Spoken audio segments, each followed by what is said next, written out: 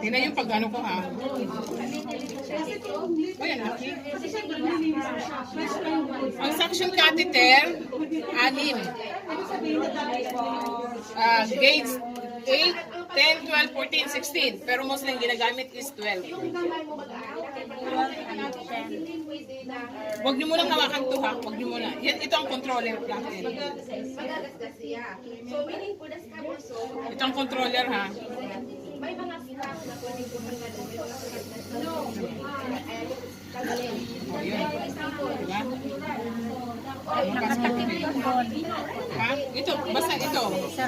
Isasarado mo para makasak. Ayan o. Okay.